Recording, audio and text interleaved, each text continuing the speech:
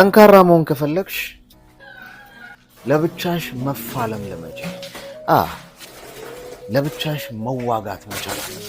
ፍልሚያና ጦርነት ለብቻ ሲሆን ነው የሚጣፍጠው። እንደዛ ሲሆን ነው ድሉም ጣፋጭ የሚሆነው።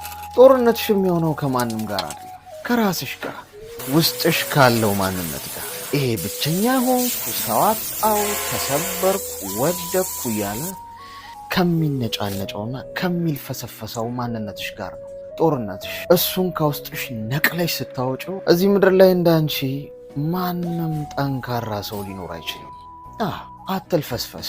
ማንም የለኝም፣ ቀን ጨለመብኝ፣ ሰው አጣው፣ ሁኔታዎች ተዘበራረቁብኝ እያልክ አታለቃቅስ። ማንም ያንተን ህመም ሊታመምና ያንተን ጦርነት ሊዋጋ አይመጣም። ማንም ለራስህ ያለኸው ራስህ ነህ። ለብቻው ጠንካራ የሆነን ማንም ሰው ሊሰብረው አይችልም።